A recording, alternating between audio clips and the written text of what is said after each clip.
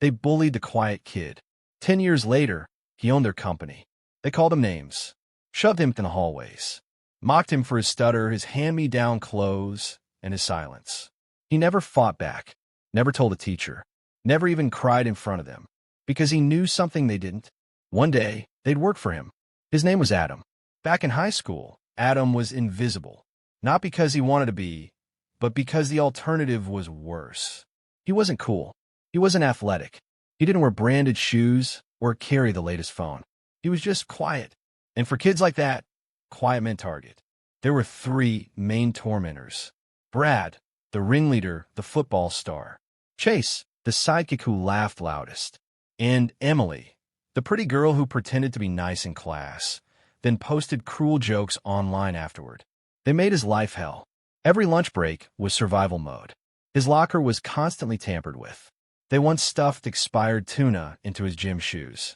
Another time, they printed fake love notes and spread them around school, signed with his name, just to humiliate him. No one stood up for Adam. Not the teachers, not the classmates, not even himself. But Adam wasn't stupid. He paid attention, not to drama, but to coding, business podcasts, startup culture. While the others obsessed over parties and prom, Adam built websites. He taught himself how to trade crypto before it was cool. He learned how affiliate marketing worked. He created a small gaming app that made him a few $100 a month by senior year. No one noticed because no one cared, which was perfect. Graduation came. Everyone moved on. Brad became a frat boy. Chase dropped out of community college. Emily? Instagram influencer, or so she said. Adam? Adam went quietly into the world and started building. He launched an e-commerce site selling minimalist home decor dropshipped from Europe. It flopped. So he started again, this time an AI-based resume builder. It blew up. He scaled, hired remote developers, partnered with hiring firms. By 25, he sold it to a U.S. startup for $2.7 million. But he didn't stop there. He used that money to start a digital consulting firm focused on revamping failing local businesses. He hired smart. He listened. He reinvested. By 30, his company had acquired and absorbed 6 struggling businesses, including a regional marketing agency that served several retail clients. That agency used to be run by Chase's uncle. Adam had no idea at first.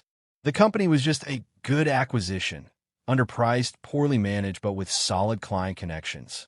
The moment he signed the deal, his assistant brought over a folder.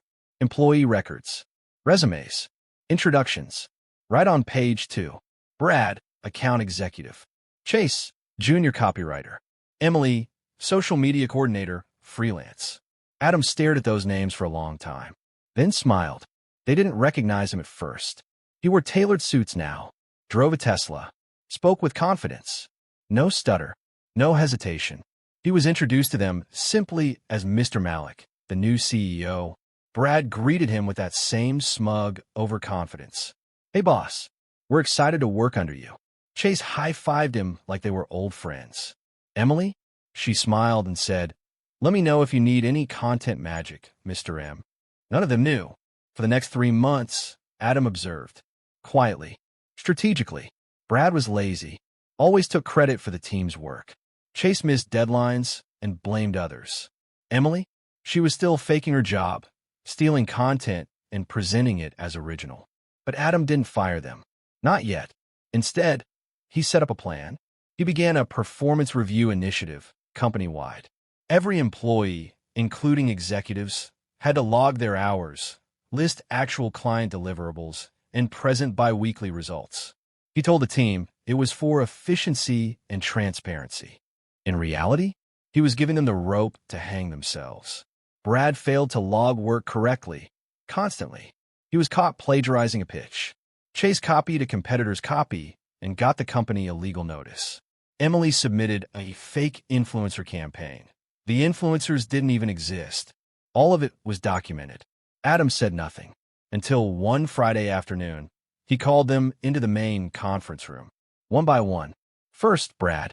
He walked in, overconfident as ever. Adam placed a file on the table, thick with printouts, screenshots, and missed client feedback. Brad's smile faded. This is a pattern of incompetence and misrepresentation, Adam said flatly. You're being terminated. Effective immediately. Brad stammered. Wait, you can't?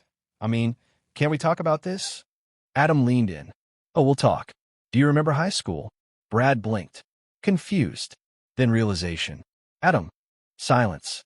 Then Adam smiled, not with joy, but with justice. Good to see you again. Next came Chase. Same routine. He laughed nervously when he saw the documents. Dude, come on. It was just copy. You're not seriously firing me over this. Adam raised an eyebrow. You bullied a quiet kid into silence once. Turns out, he's not quiet anymore. Emily was last. She tried to charm her way out of it. Blamed the software. Claimed the system was buggy. Adam just slid the evidence across the table. People like you taught me not to trust easily. Now you've taught me not to hire carelessly. She left in tears.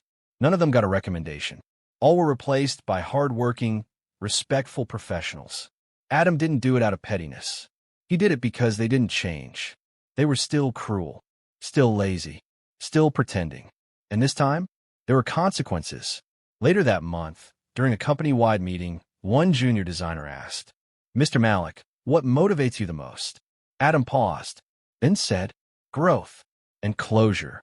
He never publicly told the whole story. But every now and then, when he passed by that old high school, he'd remember the laughter, the humiliation, the silence. And then, he'd remember the conference room, the shocked faces, the justice. He didn't need to brag. He didn't need revenge in the form of violence or cruelty. He just needed to win. Quietly. Like always. If this story gave you chills, hit that like button and subscribe for more real-life revenge and justice tales. Speech Balloon, what's the most satisfying glow-up or karma story you've ever seen? Tell us in the comments, and don't forget to follow Neural Tales for more.